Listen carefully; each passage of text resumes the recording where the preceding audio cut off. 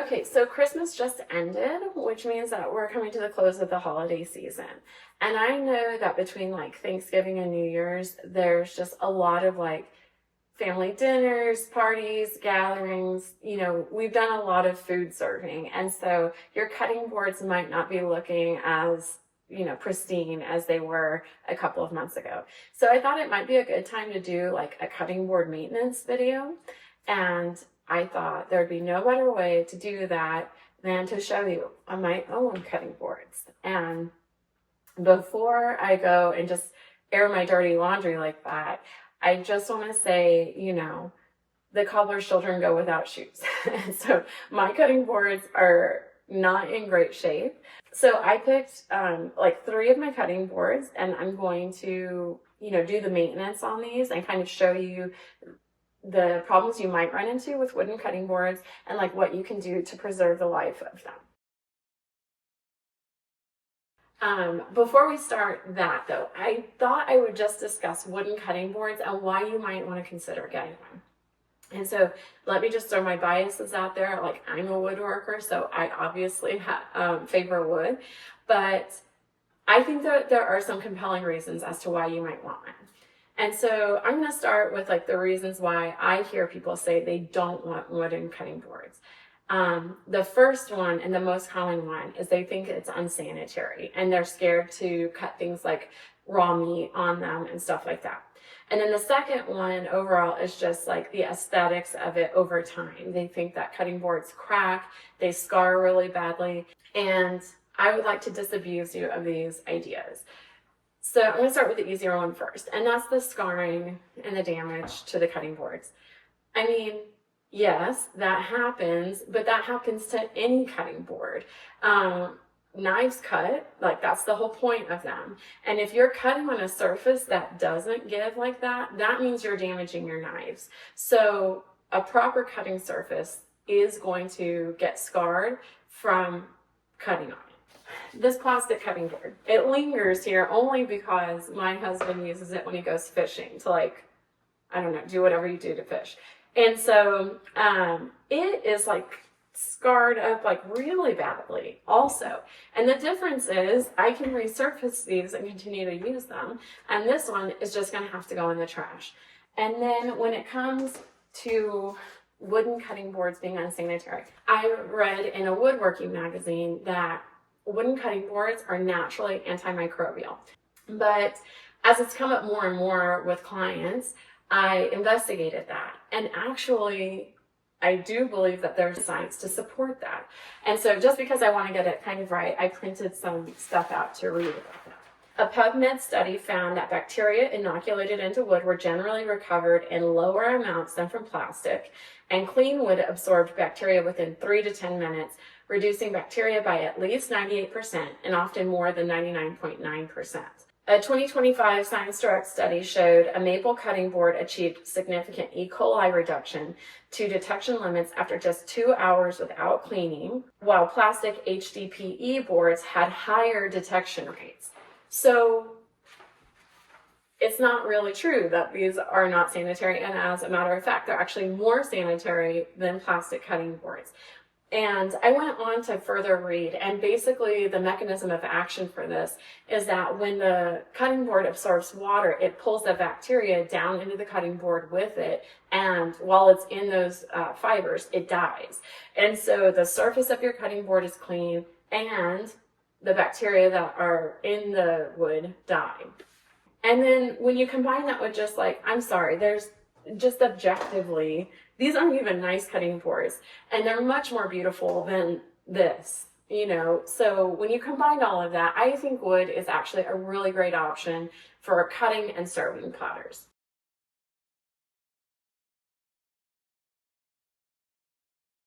So this is a small, light face grain cutting board, and it's made of ash, and I think I made it about a year ago. And I use this thing every day. I'm confident to say every day, if not a couple of times a day. So it gets, put through the ringer. And the reason I wanted to mention this one is I made it out of ash, which is not an ideal wood for cutting boards. It has a really open grain pattern, so it can absorb moisture very easily. And so what this has led to is a little bit of splitting down here at the bottom in the planks of wood. It also has just like surface scars from use, and so we'll be taking care of those. But yeah, this one is, I still regularly use this, but I would say maybe several times a week, and it's walnut.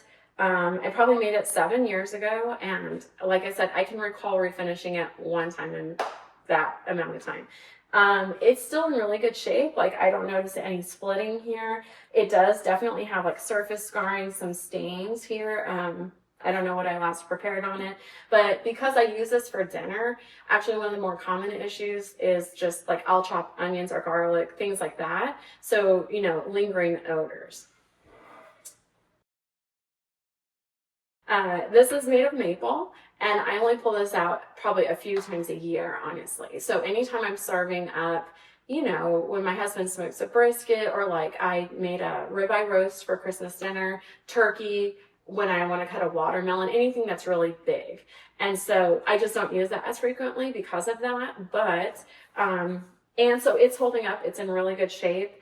There's significant though, surface scarring and then staining.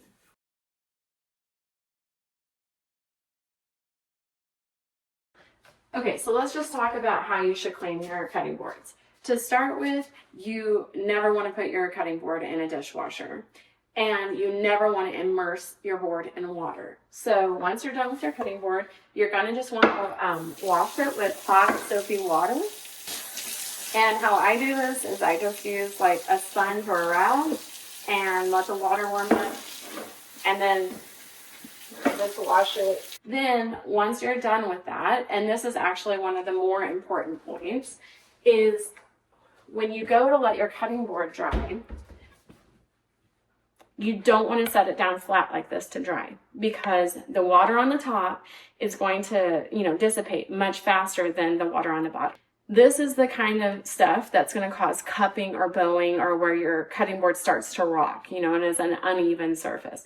So once you're done washing to dry it, you're going to want to just lean it up against like a wall. Like this is usually what I do, so that it is the most even drying that can happen.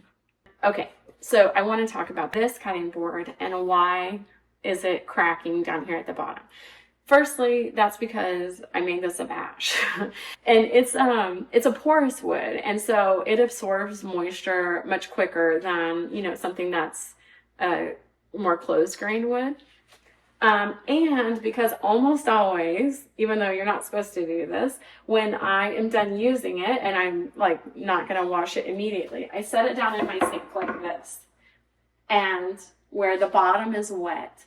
And so the bottom of this board pulls moisture when the top of the board does not. And so that causes expansion and contraction to happen unevenly across this board.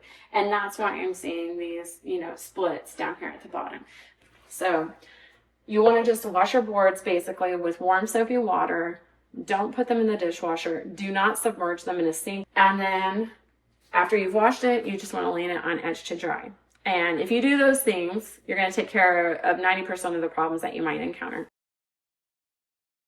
Back to what I was saying about sanitizing your board. I don't think that it's necessary. Some people, though, still feel uncomfortable with it. And so what I have read as ways of sanitizing your board is you can do this with like a diluted bleach solution, or some people said with vinegar, which I do not recommend. One thing that can dissolve PVA glues is vinegar.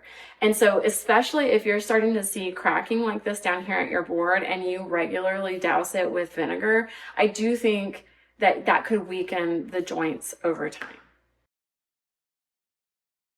Okay, so let's talk about odors. Your cutting board will absorb, you know, onion and garlic smells. And so if you want to get rid of that, you can salt your board and rub it with a lemon. I don't find that this is actually very effective for removing the odors. Like, your board will smell like a lemon for a minute, but it doesn't really like get rid of the smell. And so the method I would recommend is to create a baking soda paste. So what you're supposed to do is just create a paste of baking soda like this. And then, you know, you would just apply it to your board I should probably be this was real life, I would be doing this in my sink because it could get messy. But you know, just kind of rub it on here, and then just scrub it with you know, a sponge or something like that, and then just repeat until your cutting board doesn't smell anymore. Okay, I want to talk for a minute about oiling and waxing, because I think that this point is overemphasized a lot. There is nothing that you can put on this board that's going to like protect your board from the knives, because they're going to cut into your board. So when people oil and wax their boards, what this is going to help with is the odors, like absorbing the odors, and also the stains. And so you can oil and wax your board. These boards, like I said, I made them like 7 years ago. And when I say that I refinished them, I did go and resurface them, but that's the only time I have ever applied oil or wax back onto these boards. And what I will say is that it does make your board look and feel very nice. I mean, your board is going to look in rough shape without any oil on it, but I don't find that it offers like really that much protection. If you do decide to oil and wax your board, then what I will say is you want to really focus heavily on the end grain of the board, because that's when wood comes to me in the rough, the ends of the boards are painted. And the reason why the sawyers do this is because wood disproportionately absorbs moisture at the ends of the board as opposed to the face of the board. And so they're trying to slow down that moisture absorption at the ends by putting a barrier on it. And so you can think of the same thing with your cutting boards. You're going to want to slow the moisture absorption here on the ends. And then, so like say I oiled this board to look nice, you might want to come back and do a second coat here, or do the end grain more frequently, or maybe put a wax here on the end grain of your board. And then this is going to help with that moisture absorption and release and make it a little bit more even. And what I will say, whatever you refinish your board in, make sure that it's food safe and that you're comfortable eating it. So, you know, there is what's considered to be food grade mineral oil. That's probably like the most common thing. There are beeswax options. So just whatever it is, make sure that you want to eat it, because it's obviously going to get, you know, imparted into your food. So now that we've done that, let's go out to the garage, and I'm going to show you how to do a little bit more serious maintenance on your board. How do you get rid of these like scars? And this isn't only for woodworkers. This is actually, I would say, oriented more to just like normal people using wooden cutting boards, because woodworkers already know how to do this. Okay, so the only way to get this scarring out of your cutting board is to sand it off. So even if you're not a woodworker and you don't own an orbital sander, which will make this much faster, you can go to the store. I got these off of Amazon, and I bought them specifically because they fit my orbital sander paper. So you don't necessarily need a round one. I actually have, one like this that I bought at Lowe's a long time ago, and it takes paper like this. They even sell like disposable sanding blocks, you know, that are kind of just a few times used type of thing for a few bucks. So you can go with something like that also if you want. But basically you need some sandpaper. And you're going to want to start with 80 grit, and you're going to want to sand with the grain of the wood, not against. And you want to also make sure that you're evenly doing it over the entire surface of the board to try to keep your board as flat as possible. Okay, and so with just like a couple of minutes of sanding, I don't even think that, it looks a lot better. So I would say within 10 minutes, you can have the surface of your board looking really good. I do have an orbital sander, so I am going to do that approach. But what you would do if you're working by hand is you start with 80 grit, you move up to 120 grit, and then probably you can stop at 150. And that's just because with 80 grit, you're probably still going to be able to see the scratch marks. I would say starting around 150, 180 is when most people don't see this, the scratch marks anymore. So that's where I would end. If you really want to, you could go up to 220. But I think anything after that is unnecessary.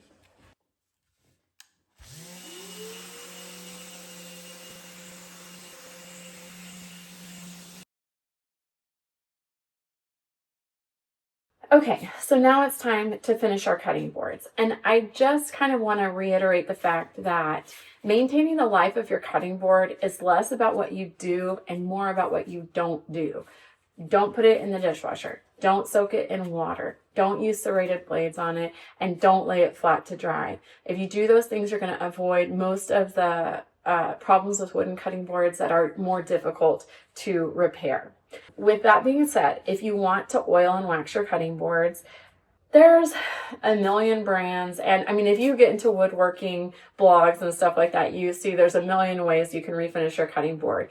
But in my view, there's really like two basic categories. You have your like liquid ways of finishing it. So that's going to be like a food grade mineral oil, or you have like your wax, which is going to be like a thicker thing that you have to buff on. So you just want to like, if you're going to go with the mineral oil, which I think is like the easiest, you want to shake it up, and then you're just going to put some down and spread it around on your cutting board. And this is food safe, so obviously it's safe to touch. I just do it because it's kind of messy. So I'm going to just spread this around, and you're going to want to let this sit overnight and then just wipe away any excess. And then 24 hours later, I would recommend getting a little bit of oil and going right back over your end grain with it, because that absorbs it more than the face.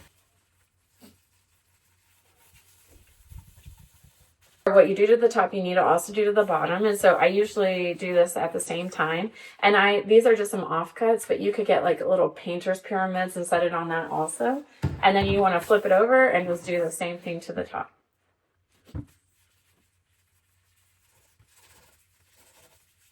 So I'm just going to leave this overnight, and I'm going to come back with the paper towel and wipe off anything that's left over. And then I'm going to do the ends one more time. You can also oil and wax your board. So once this dries, I would say at least honestly for 48 hours, then you can come back with the wax and do what I'm about to show you on this board. If you do it before that, it won't harm your board, but the oil can kind of get cloudy underneath, so it can kind of affect the look of it. Okay, so for the wax, all that you do is you get this out. And I have this little handle. You don't necessarily need it, but, and then you get like a little scrubby pad and just dig out some wax. This is probably too much. And then wipe it on the board. And then we're going to just buff this in.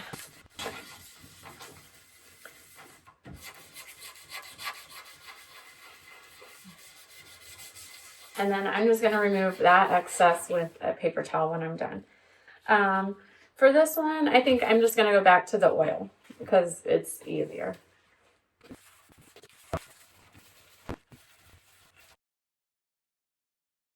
And I wanted to talk for 1 minute about end grain cutting boards and maintaining them versus a face grain cutting board.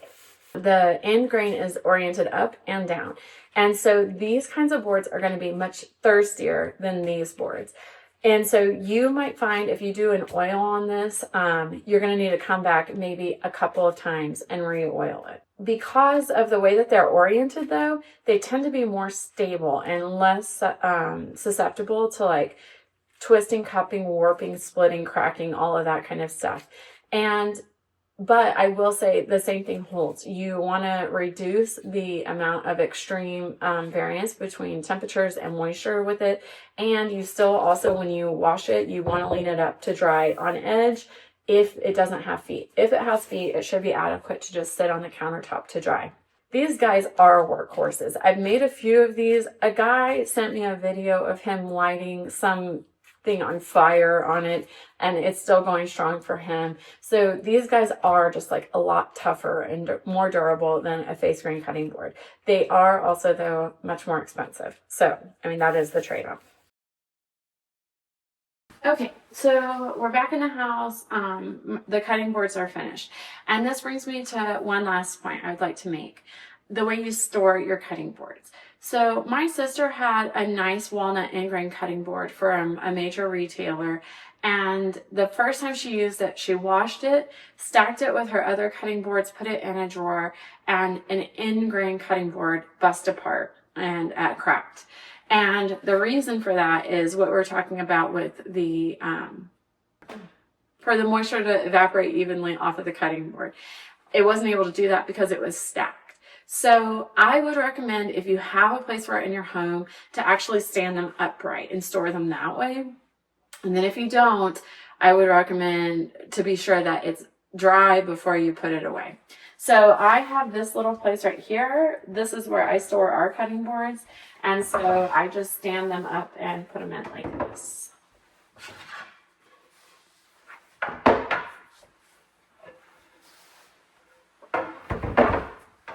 All right. So now I'm ready for cutting.